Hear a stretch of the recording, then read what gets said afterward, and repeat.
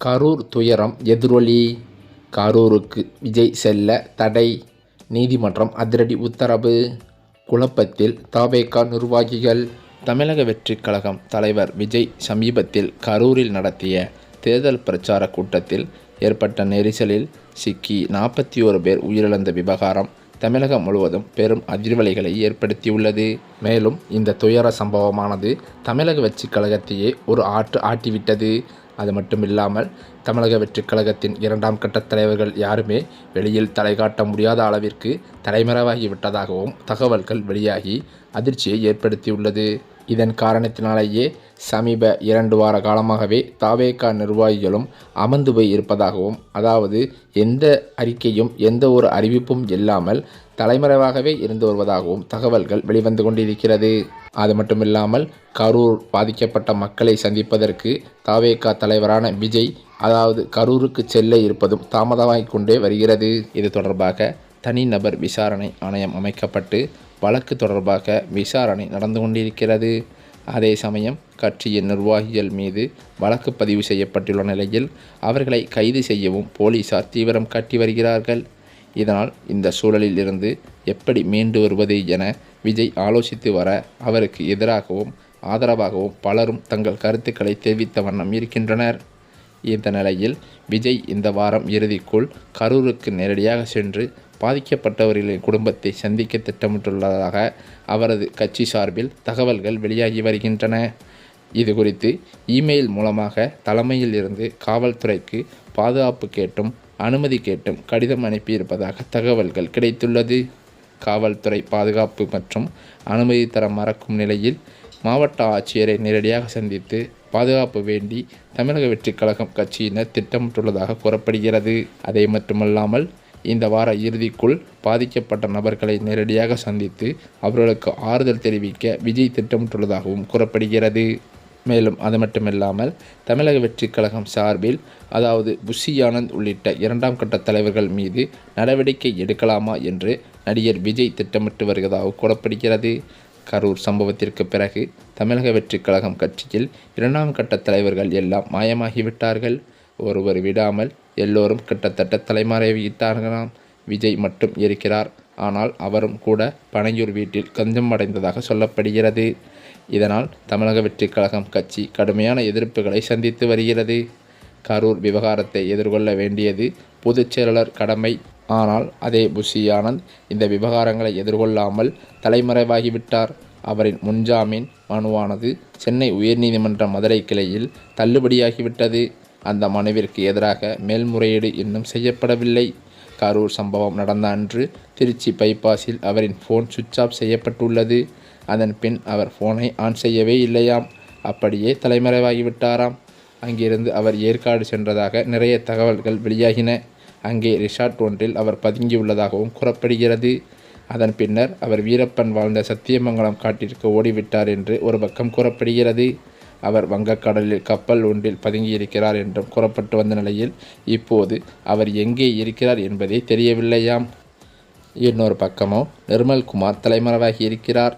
இதுபோக ராஜ்மோகன், ஜான் ஆரோக்கியசாமி, அருண் ஆகிய தலைவர்களும் தலைமறைவாகி உள்ளனர். லயோலா மணி சில போஸ்டுகளை போட்டாலும் அதை டெலீட் செய்து கட்சிக்கு மேலும் சிக்கல்களை ஏற்படுத்தி வருகிறது. கலவரத்தை தூண்டும் விதமாக போஸ்ட் செய்த ஆதவ் அர்ஜுனா தற்போது டெல்லியில் இருக்கிறார். அவர் மீது கடுமையான நடவடிக்கை எடுக்க வேண்டும் என்றும் கோர்ட் உத்தரவிட்டிருக்கிறதாம். அவரை சும்மா விடக்கூடாது, அவரை வெறுமனே பார்த்து கொண்டிருக்கக்கூடாது என்று மதுரை உயர்நீதிமன்ற பெஞ்ச் எச்சரிக்கை சேர்த்துள்ளது. இப்படிப்பட்ட நிலையில்தான் கட்சி மொத்தமாக அல்லோலப்பட்டு கிடக்க இருக்கிற நிலையில் இதனை அடுத்து தமிழக வெற்றிக் கழகம் கட்சியில் இருந்து புஷி ஆனந்த் உள்ளிட்ட 2ஆம் கட்ட தலைவர்களை நீக்க வேண்டும் என்று கோரிக்கைகளை விஜய்க்கு நெருக்கமான சிலர் வைத்திருக்கிறார்களாம். இதன் காரணத்தினால் 2ஆம் கட்ட தலைவர்களை மொத்தமாக நீக்க விஜய் திட்டமிட்டு வருவதாகவும் சொல்லப்படுகிறது. புஷி ஆனந்த் உட்பட எல்லோரையும் நீக்கலாம் என்று விஜய் நினைக்கிறார் என்று அவரது நெருங்கிய வட்டாரங்களிலும் தகவல்கள் வெளிவந்து கொண்டிருக்கிறது. இவர்கள் கட்சியில் பெரிய நடவடிக்கைகளை எடுக்கவில்லை. தனக்கு ஒரு பிரச்சனை என்றதும் உடன் நிற்காமல் தலைமறைவாகிவிட்டனர். அதனால் தனக்கு விசுவாசமாக இருக்கும் தலைவர்களை மட்டுமே கட்சிக்குள் எடுக்க வேண்டும், மற்றவர்கள் வேண்டாம் என்ற திட்டத்தில் விஜய் இருப்பதாகவும் சொல்லப்படுகிறது. தன்னுடன் நெருக்கமாக நீண்ட காலமாக நட்பாக இருக்கும் சில அரசியல் நண்பர்களை கட்சிக்குள் கொண்டு வரலாம். இனியும் இவர்களை நம்பியிருக்க வேண்டாம் என்ற திட்டத்தில் விஜய் இருப்பதாகவும் கூறப்படுகிறது. இந்த செயலை அமல்படுத்துவதற்காக கட்சியில் மூத்த நிர்வாகிகள் மட்டுமல்லாமல் அவரை நெருங்கிய நிர்வாகிகளிடம் அதற்கான ஆலோசனை நடத்தி வருவதாகவும் சொல்லப்படுகிறது. இந்த சூழ்நிலையில்தான் தமிழக அரசு சார்பில் தனி விசாரணை ஆணையம் அமைக்கப்பட்டு ஓய்வு பெற்ற நீதிபதி அருணா ஜெகதீசன் தலைமையில் விசாரணைகளும் நடைபெற்று வருகிறது. நீதிபதி அருணா ஜெகதீசன் தற்போது கரூர் மாவட்டத்தின் பல இடங்களிலும் குறிப்பாக வேலுச்சாமிபுரம் பகுதியில் சம்பவம் நடைபெற்ற இடத்தை நேரில் பார்வையிட்டு சாட்சியங்கள் மற்றும் ஆதாரங்களை சேகரித்து வருகிறாராம். அவரது தலைமையிலான ஆணையம் காவல்துறை அதிகாரிகள், மாவட்ட நிர்வாகம், சாட்சியர்கள் மற்றும் உயிரிழந்தோரின் குடும்பத்தினரிடம் வாக்குமூலங்களையும் பதிவு செய்கிறது. இதன் மூலம் கூட்ட நெரிசலுக்கான நேரடி மற்றும் மறைமுக காரணங்களை துல்லியமாக அறிந்து எதிர்காலத்தில் இத்தகைய விபத்துக்கள் நிகழாமல் தடுக்க தேவையான பரிந்துரைகளை அரசு முன்வைக்க இருக்கிறது. இந்த சூழ்நிலையில்தான் தமிழக அரசு அதிகாரப்பூர்வமாக ஒரு உத்தரவை வெளியிட்டுள்ளது. அதன்படி அருணா ஜெகதீசன் ஆணையம் 3 மாதங்களுக்குள் தனது விசாரணை அறிக்கையை சமர்ப்பிக்க வேண்டும் என தமிழக அரசுக்கு உத்தரவிட்டுள்ளதாம். அந்த வகையில் இது அரசின் கவனத்தையும் பொதுமக்களின் நம்பிக்கையையும் ஒரு சேர பெற்றிருக்கிறது என்றே தகவல்கள் சொல்லப்பட்டு வருகின்றன. எதிர்வரும் வாரங்களில் நீதிபதி அருணா ஜெகதீசன் குழுவானது மேலும் பல முக்கிய அதிகாரிகள் மற்றும் சாட்சியர்களை விசாரிக்க இருப்பதாகவும் கூறுகிறது. இந்த விசாரணையின் முடிவுகளானது தமிழக அரசின் நடவடிக்கைகள் மற்றும் வரவிருக்கும் தேர்தல் சூழ்நிலையில் மிகப்பெரிய தாக்கத்தை ஏற்படுத்தும் என அரசியல் வட்டாரங்களும் கணிக்கின்றன.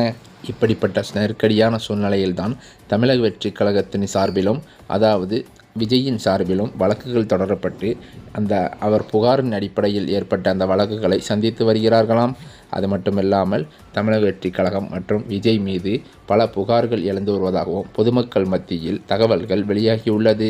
இந்த சூழ்நிலையில் தற்போது தமிழக வெற்றிக் கழகத்தின் இந்த கரூர் விவகாரமாக வழக்கு பதிவு செய்யப்பட்ட விசாரணையானது தற்போது மதுரை உயர்நீதிமன்றத்திலிருந்து சென்னை உயர்நீதிமன்றம் போய் தற்போதோ இன்றைய தினம் உச்சநீதிமன்றத்தில் இந்த வழக்கு விசாரணைக்கு வந்துள்ளது. இந்த விசாரணையில் தற்போது பலதரப்பட்ட பிரச்சனைகளும் குழப்பங்களும் ஏற்பட்டுள்ளதாக நீதிமன்ற வட்டாரத்தில் தகவல்கள் கசிந்துள்ளது. இந்த சூழ்நிலையில்தான் கரூர் துயர சம்பவத்தில் பாதிக்கப்பட்ட குடும்பத்தினரையும் பாதிக்கப்பட்டவர்களையும் சந்திப்பதற்கு 15 நாட்கள் ஆகியும் தற்போது தவேகா தலைவர் விஜய் அவர்களை சந்திக்கவில்லை என்ற குற்றச்சாட்டுகள் எழுந்த வண்ணம் உள்ளது.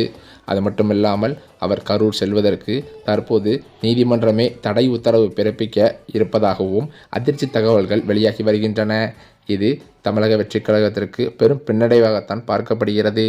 ஏனென்றால் கரூர் துயர சம்பவத்திற்கு காரணமே விஜய்தான் என்று பல அரசியல் கட்சி தலைவர்களும் பேசி வரும் இந்த நிலையில் நீதிமன்றம் எடுக்கும் முடிவுக்கு விஜய் உட்படுவாரா என்ற பல சந்தேகங்களும் பல கேள்விகளும் எழுந்து வருவதாக பத்திரிகை வட்டாரங்களிலும் தகவல்கள் வெளியாகி வருகின்றன. இது தவேகா நிர்வாகிகளுக்கு பேரதிர்ச்சியை தான் ஏற்படுத்தியுள்ளது.